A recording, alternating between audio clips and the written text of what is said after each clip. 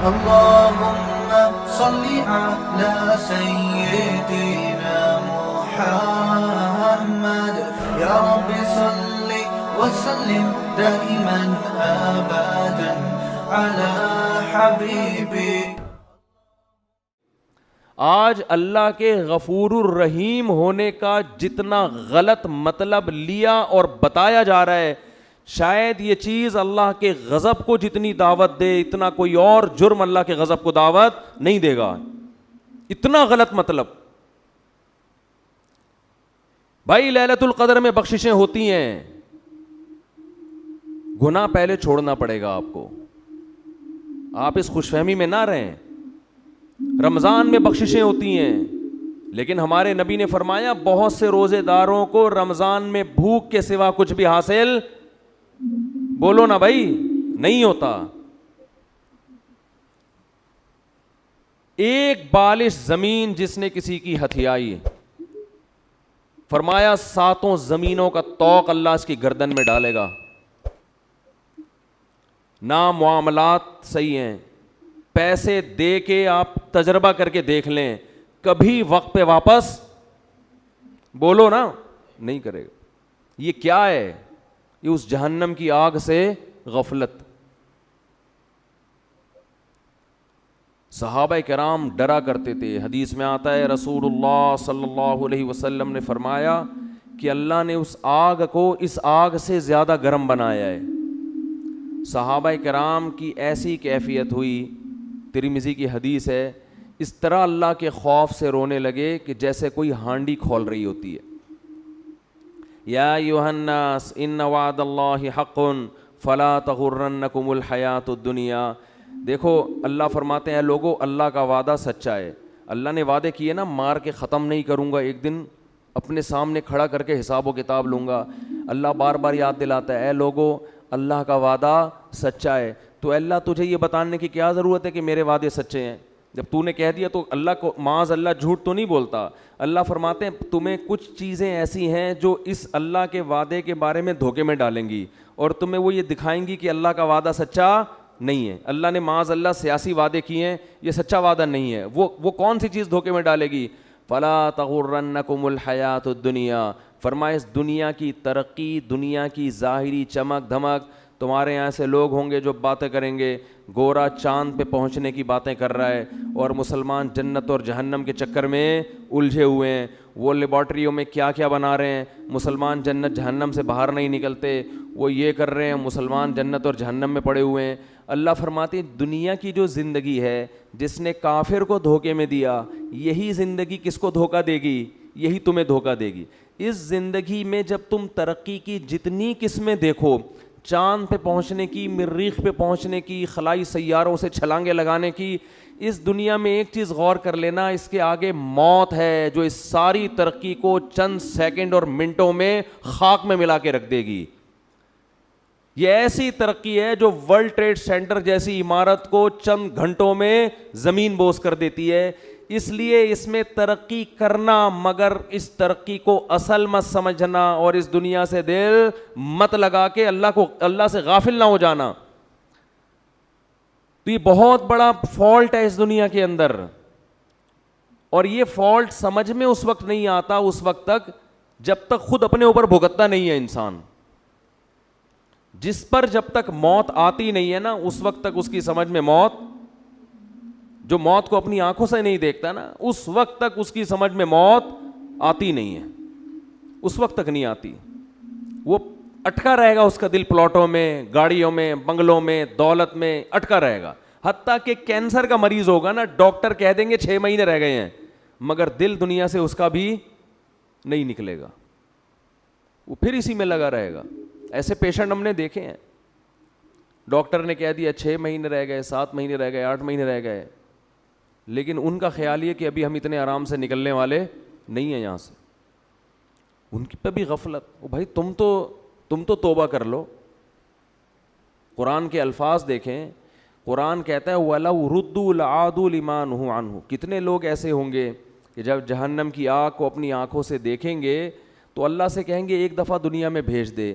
اللہ کہتے ہیں کہ یہ ایسے بدبخت لوگ ہیں کہ اگر اللہ نے ان کو دنیا میں بھیجا تو یہ جو جرم کر رہے تھے نا وہی دوبارہ کرنا شروع کر دیں گے. یہ اسی امید پہ کریں گے کہ شاید کل میں توبہ کر لوں, شاید کل میں توبہ کر لوں. راتوں کو اپنی دعاؤں میں اللہ سے جہنم کی آگ سے پناہ مانگنے کا معمول بنائیں. یہ چیز آج ہماری زندگیوں سے نکل گئی ہے. والذین آمنوا مشفقون منہا, فرمایا کافر مانگتا ہے کہ کہاں ہے وہ جہنم, کہاں ہے وہ آخرت, دکھاؤ مجھے. فرمایا اور مومن اس سے خوف کرتا ہے, اس سے ڈرتا ہے, مطالبہ نہیں کرتا. تو اللہ نے قرآن میں کیا کہا؟ لَأَمْلَأَنَّ جَهَنَّمَ, میں بھر دوں گا انسانوں سے اور جنات سے جہنم کو. اللہ کے لیے یہ ان ذَلِكَ عَلَى اللَّهِ يَسِيرٌ. پھر قرآن یہ بھی کہتا ہے کہ اللہ پر یہ کام مشکل نہیں ہے. یہ کیوں کہا اللہ نے کہ اللہ پہ یہ کام مشکل نہیں ہے؟ ظاہر ہے جس نے آسمانوں اور زمینوں کو بنایا, ساری کائنات کو بنایا, اس کے لیے کیا مشکل ہے کسی کو یہاں سے اٹھا کے وہاں پھینک دے. لیکن اللہ یہ لفظ اس لیے بیان کرتا ہے کہ تمہیں ایسا لگتا ہے کہ اللہ ایسا نہیں کر سکتا. اتنے سارے انسانوں کو کیسے ڈالے گا؟ کیا اس کا دل نہیں ہے؟ کیا اس کو رحم نہیں آئے گا؟ اس لیے اللہ نے فرمایا کہ نہیں آئے گا رحم. یہ تم خوش فہمی میں مبتلا ہو کہ مجھے جتنا رحم آنا تھا مجھے آ گیا ہے. یہ رحم ہی تو ہے. کتنی کتنی مہلت دیتا ہے وہ, بار بار توبہ کا موقع دیتا ہے. 1000 بار بھی گناہ کیا, 1000ویں بار توبہ کرو گے اسی طرح قبول کرے گا جیسے پہلی دفعہ توبہ قبول کی تھی. یہ رحم ہی تو آیا تھا. اب تم یہ چاہ رہے ہو کہ وہ اتنا رحیم بن جائے کہ آپ جو مرضی کرتے رہو وہ بخشتا رہے تمہیں. اس خوش فہمی میں مبتلا ہونے کی ضرورت, بولو بھائی, نہیں, ایسا نہیں. ام نجعل المتقین کالفجار. انداز دیکھیں قرآن کا. قرآن کہہ رہے کیا تم یہ سمجھتے ہو کہ نیک اور برے لوگوں کا انجام سیم کر دوں گا؟ دیکھو یا تو آخرت میں جنت ہے یا جہنم, تیسری کوئی جگہ نہیں ہے انجام کے اعتبار سے, تیسری کوئی جگہ نہیں.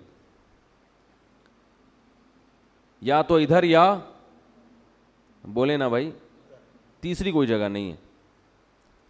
تو اللہ فرماتا ہے اگر میں نے سبھی کو بخشنا ہے تو اس کا مطلب جو بیچارے گناہوں سے بچ رہے ہیں وہ بے وقوف ہیں پھر نا, یہی مطلب ہوا نا.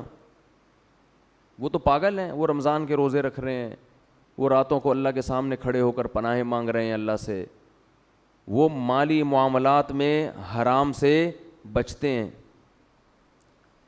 ان کے دل میں میرا خوف ہے, وہ مجھے خوش کرنے کے لیے غریبوں کو کھلاتے ہیں. وہ امن ہوا قانت آناء اللیل, اللہ فرماتے ہیں بھلا وہ آدمی جو رات کو اٹھ کے مجھے پکارتا ہے, ساجدا وقائما, کبھی سجدے میں کبھی قیام میں, یحذر الآخرہ, آخرت سے ڈرتا ہے وہ, ویرجو رحمت ربی, رب سے امیدیں بھی لگا کے بیٹھا ہے اور آخرت سے ڈرتا, یعنی خالی امیدوں پہ نہیں چل رہا, خوف بھی ہے. تو بھلا اس کو, اور جو ساری رات سوتا رہتا ہے, جو ساری رات ڈرامے فلمیں دیکھتا رہتا ہے, جو ساری رات اسنوکر کلب پہ بیٹھا رہتا ہے, جو ساری رات باپ اور ماں کو ستاتا ہے, جو ساری رات گناہوں میں زنا میں وقت گزارتا ہے, تو تم کیا سمجھتے ہو دونوں کو میں ایک جیسا کر دوں گا؟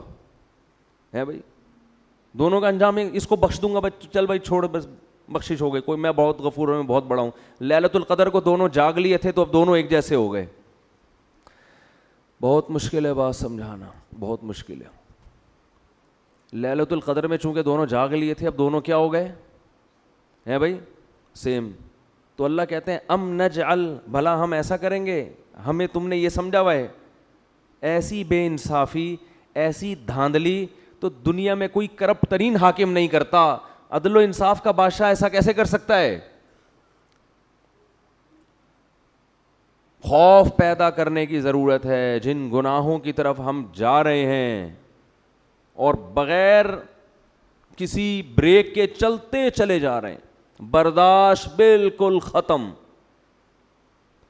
قرآن نیک لوگوں کی صفت بیان کرتا ہے, الکاظمین الغیظ, غصے کے کڑوے گھونٹ کو پیتے ہیں, یہ باپ کے سامنے غصہ نہیں, ماں کے سامنے نہیں, اپنے بڑوں کے سامنے نہیں. آج چھوٹوں پہ برداشت کر لیتا ہے, طاقتور ہے, اور بڑے پہ برداشت نہیں کرتا. میں کہتا ہوں جتنی باس کی برداشت کرتے ہو اس کا 10واں حصہ اگر باپ کی برداشت کر لو تو شاید بخشش ہو جائے. وہ باس تمہارا کچھ نہیں لگتا, وہ صرف پیسے دیتا ہے تمہیں, پیسوں کے لیے رکھا ہوا ہے. جس دن تم نے دیکھو سعودی عرب سے 20 سال لوگ جاب کر رہے ہوتے ہیں, جاب لیس ہو کے یہاں نظر آتے ہیں. میں پوچھتا ہوں یار آپ تو 20 سال سے ایک سیٹ کے پاس ملازمت کر رہے تھے, اب کیا ہوا؟ کہتے ہیں یار وہ مجھے گردوں کا کوئی مسئلہ کھڑا ہو گیا تھا, فوراً کمپنی نے نکال دیا. کہتا ہوں یار 20 سال آپ نے جس کمپنی سے وفا کی ہے, گردوں کے تھوڑے سے مسئلے پہ اس کمپنی نے آپ کو نکال دیا, تو آپ کو ٹینشن نہیں؟ کہہ رہے ٹینشن کس بات کی بھائی, وہ مجھے ملازمت کے لیے رکھا تھا, اب میں ہارڈ ورکنگ کر نہیں سکتا تو انہوں نے نکال دیا. بالکل صحیح کیا. باس نے مجھے کہا کہ ریزائن دے دیں آپ, میں نے دے دیا ریزائن.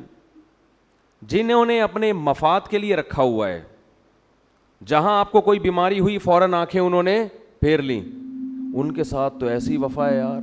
20 سال میں کبھی باس سے ایک دفعہ بھی پھڈے کی نوبت, بولو نا, 20 سال میں ایک دفعہ بھی باس سے پھڈے کی نوبت نہیں آئی.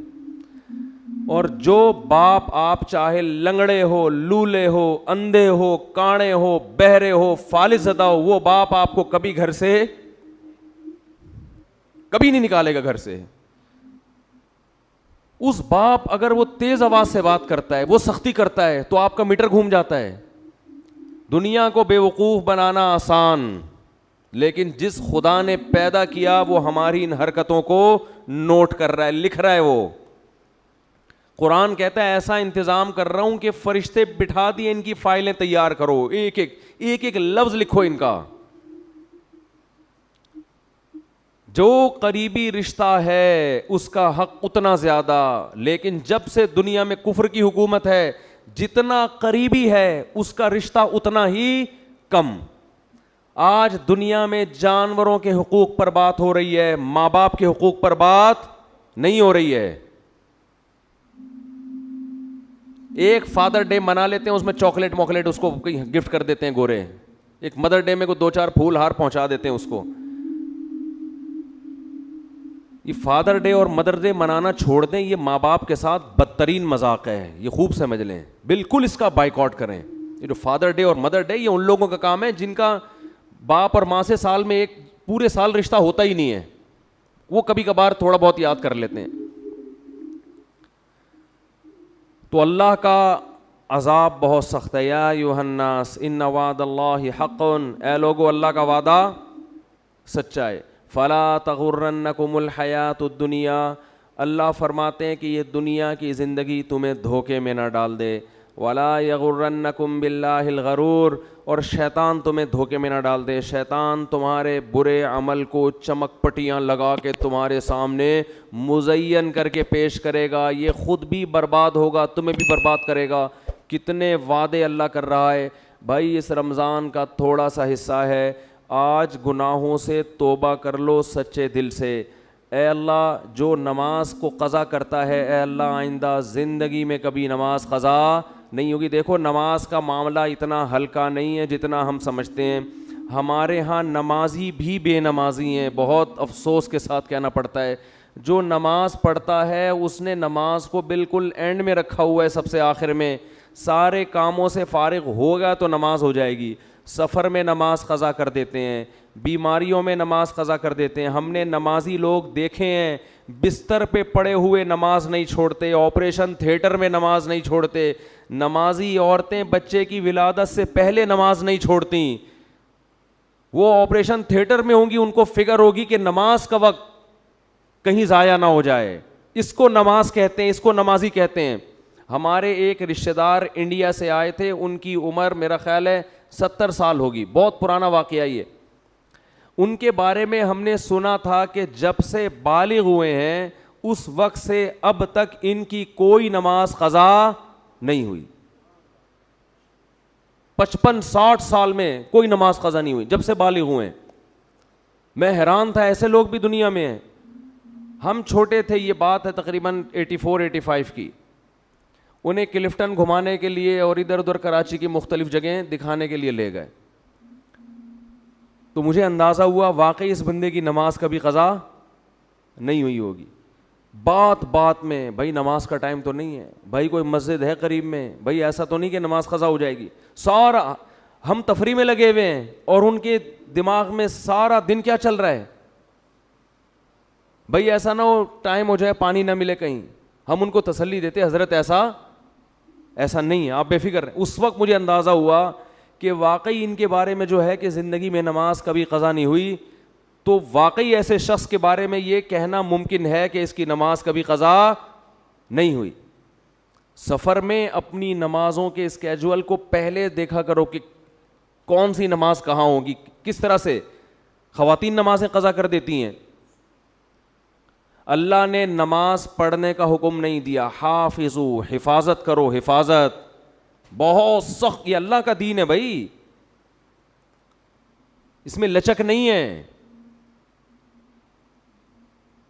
غسل فرض ہو گیا, اگر سردیوں میں آپ کو غسل کر کے نہانا پڑے گا, نماز پڑھنی پڑے گی. سفر میں غسل فرض ہو گیا, وہاں نماز پڑھنی پڑے گی آپ کو. دوسری, توبہ کرو بد نظری سے, زنا سے, بدکاری سے, انٹرنیٹ پر بیہودہ اور فحش مواد دیکھنے سے. یہ چیز اس کو لوگوں نے گناہ سمجھنا چھوڑ دیا. نوح علیہ السلام نے قوم کو کیا سمجھایا, یا قوم استغفروا ربکم انہ کان غفارا, اے میری قوم میں جس خدا کی طرف تمہیں دعوت دے رہا ہوں وہ معاف کرنے والا ہے. گناہ ہو جاتا ہے توبہ کر کے اس کو مناؤ, وہ چھوڑ دے گا, معاف کر دے گا. وہ یہ آپشن رکھا ہوا ہے اس نے. وہ تانے نہیں دے گا کہ پھر گناہ کر کے پھر توبہ کر رہا ہے تو اب کس بیس پہ کر رہا ہے, لیکن کرو تو صحیح. اگر گناہ نہیں چھوٹ رہا, لت پڑ جاتی ہے. جو لوگ فحش فلمیں دیکھتے ہیں عادت پڑ جاتی ہے ان کو, او بھائی عادت پڑ گئی ہے, عادتیں چھوٹتی بھی تو ہیں. جس طرح کوئی کام کنٹینیو کرنے سے کام کرنے کی عادت پڑتی ہے, چھوڑنے سے چھوڑنے کی عادت پڑ جاتی ہے. ہمت تو کرو, پھر بھی ہوتا ہے تو توبہ تو کرو, ہاتھ پہ ہاتھ رکھ کے بیٹھو تو نہیں. جو آدمی فحش فلمیں دیکھتا ہے اور توبہ کرنا چھوڑ دی اس نے, اس کا مطلب وہ جہنم کی آگ میں جانے پر راضی ہو گیا ہے, وہ مطمئن ہو گیا کہ اب بس میں نہیں بچ سکتا. بھائی وہ آگ ہم سے برداشت نہیں ہوتی. 100 دفعہ یہ گناہ ہوتا ہے, 100 دفعہ اللہ کو مناؤ, اللہ اب نہیں کروں گا, پھر ہو گیا پھر مناؤ, اور اللہ سے یہ کہو کہ اللہ میں عادت سے مجبور ہو کے گناہ کرتا ہوں مگر میں جہنم کی آگ برداشت نہیں کر سکتا. اس وقت تک اس کو مناؤ جب تک وہ معاف نہ کر دے. اللہ تیار ہے. ایک بزرگ نے کہا کہ ان کے پاس غالباً ڈاکٹر عبدالحی صاحب رحمۃ اللہ علیہ تھے کہ حضرت میں گناہ کرتا ہوں پھر توبہ کرتا ہوں پھر ہو جاتا ہے گناہ, نہ چاہتے ہوئے بھی ہو جاتا ہے, پھر توبہ کرتا ہوں پھر ہو جاتا ہے. فرمایا کوئی بات نہیں, اگر متقی لوگوں میں شمار نہ ہوا اللہ توبہ کرنے والوں میں شامل کر لے گا. کیا کہتا ہے, ان اللہ یحب التوابین ویحب المتطہرین. اللہ کو جیسے پرہیزگار لوگوں سے محبت ہے, توبہ کرنے والوں سے بھی محبت ہے. تعلق تو قائم رکھو, تعلق ہی ختم کر دیا آپ نے. توبہ ایک ایلفی ہے جو ٹوٹے ہوئے تعلق کو جوڑ دیتی ہے. اللہ چاہتے ہیں مجھ سے رابطہ میں تو رہو. آپ جب کسی کو بھیجتے ہیں سفر میں, کوئی ٹینشن ہو بھائی رابطے میں رہنا, ہر تھوڑی دیر میں اطلاع دیتے. ماں باپ کو ہوتا ہی نا فکر, بھائی جس حالت میں بھی ہو اطلاع ضرور, اگر سکون میں بھی ہو اطلاع ضرور دینا. اللہ کہتے ہیں جس کنڈیشن میں بھی ہو, گناہ میں ہو یا نیکی میں, تعلق مجھ سے ختم نہیں کرنا. رابطہ اگر گناہ ہے تو میرے سامنے بیان کرو, میرے سامنے بیان کرو, اے اللہ میں تیرا بندہ ہوں, مجھ سے یہ گناہ نہیں چھوٹتا. اللہ کو اچھا لگتا ہے یہ کہنا, اے اللہ میں قوم لوط کی طرح اکڑتا نہیں ہوں کہ لوط علیہ السلام سے کہنے لگے کہ اگر آپ اس گناہ پہ راضی نہیں ہو تو علاقہ چھوڑ کے نکل جاؤ. اے اللہ میں ایسا نہیں ہوں, میں فخر نہیں کر رہا اپنے جرم پر, مجھے اس جرم کی عادت پڑ گئی ہے, مجھے اس برائی کی عادت پڑ گئی ہے. اے اللہ مجھے اپنے غصے پہ قابو نہیں ہے, ماں باپ کے سامنے چیخنے لگتا ہوں, مجھے عادت پڑ گئی ہے. تو باغی نہ بنو, اللہ کے سامنے اپنے ہاتھ اٹھا کے اپنے جرم کا اقرار کرو. اے اللہ میں تیرا بندہ ہوں, تو مجھے سیدھے راستے پہ چلا. حدیث میں کتنی پیاری دعا آئی, یا حیو یا قیوم برحمتک استغیث اصلح لی شانی کلہ ولا تکلنی الی نفسی طرفۃ عین ولا اقل من ذلک، اے وہ ذات جو زندہ ہے، ہر چیز کو تھامنے والا ہے، میں تیری رحمت کی بھیک تجھ سے مانگتا ہوں، میری حالت کو درست کر دے، مجھے گناہ چھوڑنے کی توفیق دے دے. ولا تکلنی الی نفسی طرفۃ عین، مجھے میرے حوالے نہ کر، اے اللہ مجھے میرے ہاتھوں میں. دیکھو چھوٹا بچہ ہوتا ہے نا، جب سفر چل رہا ہوتا ہے ڈر ہوتا ہے گاڑی کے نیچے نہ آ جائے، گٹر میں نہ گر جائے، یہ نہ ہو جائے وہ نہ ہو جائے، تو ماں باپ کسی کے حوالے بچے کو کرتے ہیں کہ بھئی بچے کو بچے کے حوالے نہیں کیا جائے گا، بچہ کسی بڑے کے ہاتھوں میں ہوگا تو محفوظ. تو انسان اللہ کے سامنے جرم کا اعتراف کرے، اے اللہ میں کمزور ہوں، تو مجھے میرے حوالے نہ کر. کتنی دیر کے لیے حوالے نہ کر؟ طرفۃ عین، اے اللہ 24 گھنٹے میں ایک پلک جھپکنے کے میں جتنا ٹائم لگتا ہے نا، اتنے ٹائم کے لیے بھی تو مجھے میرے حوالے نہ کر. ولا اقل من ذالک، اس سے کم ٹائم کے لیے بھی تو مجھے میرے حوالے نہ کر، کیونکہ اگر تو نے مجھے میرے حوالے سیکنڈ کے کروڑویں حصے کے لیے بھی کر دیا تو مجھے اپنے اوپر اعتماد نہیں ہے، میں اس میں تیری نافرمانی کروں گا، میں اس میں اپنی جان پر ظلم کروں گا. 24 گھنٹے تو مجھ پر گرفت رکھ. یہ نبی نے ہمیں دعائیں سکھائی ہیں، یہ گناہگاروں کے لیے دعائیں ہیں جن سے گناہ نہیں چھوٹتے، وہ اللہ سے مانگیں کہ اللہ تو مجھے میرے حوالے نہ کر، تعلق تو قائم رکھے میرے بھائی. اور کیا دعا سکھائی؟ خذ بناصیتی الی البر والتقوی، اے اللہ میں سیدھے راستے پہ چلنا چاہوں نہ چاہوں، تو مجھے پیشانی کے بالوں سے پکڑ کے سیدھے راستے پہ گھسیٹ لے. جیسے کسی ڈاکٹر کے پاس آپ جاتے ہیں نا، انجیکشن لگانے کی تکلیف ہو رہی ہے اور لگانا ضروری بھی ہے، آپ کہتے ہیں بھائی رسیوں سے باندھ کے میرے انجیکشن ٹھوک دو، لگا دو انجیکشن، کہتے ہیں کہ نہیں کہتے؟ میری پرواہ نہیں کرو. تو بھائی اس رمضان میں ہمت کر کے گناہوں سے توبہ کر لو. اور دیکھو یہ بات میں بہت کم بیانات میں کہتا ہوں کیونکہ یہ جرم پھیل گیا ہے. داڑھی کٹانا یہ بھی تغییر خلق اللہ ہے، اللہ کی تخلیق کو بدلنا ہے. اللہ کو داڑھی کٹا ہوا مرد پسند؟ بولو نا بھائی، یہ آپشنل نہیں ہے، یہ تو اب ہو گیا کیونکہ اتنے لوگ اب انگریزوں کو دیکھ دیکھ کے داڑھیاں کاٹنا شروع کر دیں تو ہمارے کلچر کا حصہ بن گئی یہ چیز. نبی نے حکم دیا ہے اعف اللحا وقص الشوارب، فرمایا داڑھی کو بڑھاؤ. میں نے خود اپنی آنکھوں سے یہودی دیکھے ہیں بڑی بڑی داڑھیوں والے، بڑے ماڈرن یہودی، بڑے ترقی یافتہ، لیکن داڑھی اتنی بڑی. بہت سے یہودی دیکھیں، کیوں؟ اتنی تحریف کی ہے یہ تورات اور انجیل میں، اس کے باوجود آج بھی تورات سے وہ داڑھی والی آیتیں نہیں نکال سکتے. آج بھی تورات میں لکھا ہے کہ اللہ نے موسیٰ کو کوہ طور پہ بلا کے کہا کہ اپنی قوم سے کہہ دیں کہ داڑھیاں مت کاٹیں، کہہ دیں اپنی قوم سے. کتنی تحریف کی نا اپنے مذہب میں انہوں نے، لیکن وہ بھی غامدی کی طرح، غامدی جیسے نہیں بن سکے کہ داڑھی نکال دیں اسلام سے اور کہیں وہ تو کلچر کا حصہ تھی. اللہ کوہ طور پہ حضرت موسیٰ کو بلا کے کلچر کی وجہ سے کہے گا کہ داڑھیاں رکھواؤ ان کو. اور کتنا بڑا اللہ کا حکم ہے. اللہ ایسا ہی نہیں کہہ رہا، کوہ طور پہ موسیٰ کو بلا رہا ہے، کلیم اللہ کو. سارے پیغمبروں نے داڑھیاں رکھی ہیں، سارے صحابہ نے داڑھیاں رکھی ہیں، تو غامدی صاحب نے آ کے داڑھی کا انکار کر دیا. فیصلہ کر لو، ایک طرف صحابہ ہیں، ایک طرف پیغمبر ہیں، ایک طرف تورات ہے، ایک طرف قرآن ہے. قرآن صراحتاً داڑھی کا ذکر نہیں کرتا، لیکن وہ یہ کہتا ہے کہ شیطان نے کہا تھا کہ میں لوگوں کی فطرت تبدیل کروں گا. اللہ نے عورت کو چہرے پہ بال نہیں، عورت کو سر پہ بال دیے ہیں. کتنے بڑے بال عورتوں کے ہوتے ہیں، اس کے لیے بال موڑنا جائز ہے عورت کے لیے؟ بولو نا بھائی. اب انگریزوں میں اگر فیشن آ جائے خواتین گنجی گھومنا شروع کر دیں تو کیا اس کی ہم پرمیشن دے دیں گے عورت سر پہ بلیڈ پھیر لے؟ جیسے اس کی اجازت نہیں ہے ایسے ہی مرد کو چہرے پہ بلیڈ لگانے کی اجازت. بولتے کیوں نہیں بھائی؟ تو رکھ لو بھائی ہمت، بڑھاپے کا انتظار کر رہے ہو؟ توبہ تو جوانی میں ہوتی ہے، کچھ بھی نہیں ہوگا اس سے. تھوڑا بہت لوگ ملا ملا کریں گے، بھائی یہ کہنے والے بھی مر جائیں گے، آپ بھی مر جاؤ گے. اور داڑھی رکھنے سے کوئی ملا نہیں بن جاتا.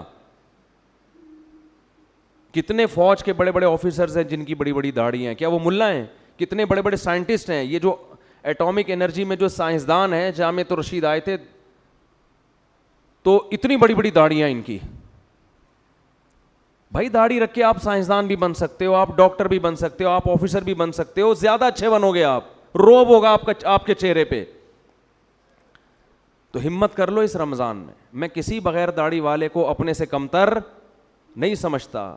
بھائی ہماری داڑھی ایک ظاہری حلیہ, اندر اللہ ہی جانتا ہے. ہو سکتا ہے کوئی گناہ ہو جس کی وجہ سے داڑھی والے کو اللہ بخش دے اور ہمیں نہ بخش دے, اللہ بچا کے رکھے سب کو, لیکن جرم کو تو جرم ہی کہا جائے گا نا.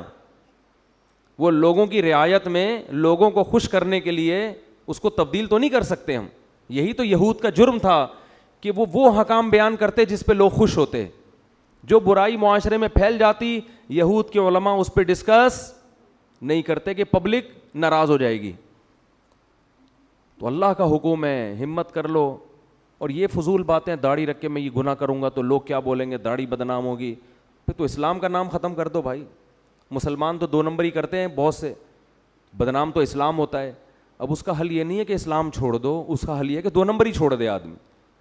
وہ ایک آدمی نے بوڑھی ماں کی فضیلت سنی کہ بوڑھی ماں کو اگر ذرا سا بھی تکلیف پہنچائی تو اتنا بڑا عذاب اور یہ اور وہ, اس نے جا کے اماں کو ہی قتل کر دیا. اس نے کہا بھائی یہ تو فل ٹینشن ہے, عذاب کا ذریعہ ہے یہ. تو داڑھی انسان کو سینما گھر کی لائن میں لگنے سے روکتی ہے, داڑھی انسان کو برے کاموں سے روکتی ہے. تو آپ نے کیا کہا کہ جو چیز روکنے والی تھی اسی کو اڑا دیا آپ نے, اسی کو اڑا دی. ہمارے کتنے دوست ہیں کہتے ہیں ہم نے جب داڑھی رکھی تو سینما گھر کی لائن سے واپس ہوئے, شرم آ رہی تھی. ایک ہمارے دوست نے داڑھی رکھی, مجھے اپنا واقعہ سنا ہے, کہہ رہے مجھے فلمیں دیکھنی ہے اور سینما گھروں میں جا کے دیکھتے تھے وہ. کہہ رہے میں لائن میں کھڑا ہوا تھا, داڑھی رکھ لی تھی میں نے, شرم تو آ رہی تھی لیکن ہم نے کہا تھوڑا دیر بے شرم بن جاتے ہیں, شرم ختم کرنے میں 2 سیکنڈ لگتے ہیں انسان کو. کہہ رہے پھر لوگ مجھے مڑ مڑ کے دیکھ رہے تھے, یہ ملا یہاں کیا کر رہا ہے. کہہ رہا مجھے اتنی غیرت آئی, میں نے کہا نکل بھائی یہ تیرا کام نہیں ہے یہاں پہ, چھوڑ یار. لوگ بھی بول رہے ہیں, دل تو نہیں چاہ رہا تھا کہہ رہے ہیں چھوڑنے کا, لیکن شرم کی وجہ سے نکل گیا میں. یہ غنیمت ہے, ورنہ الٹا کام کرتے ہیں کہ یار اس کی وجہ سے لوگ تانے دے رہے ہیں تو داڑھی ہی کو کاٹ دو. تو ہمت کر لو خواتین, ہمت کر کے اس رمضان میں توبہ کر لیں لیلۃ القدر کے آنے سے پہلے.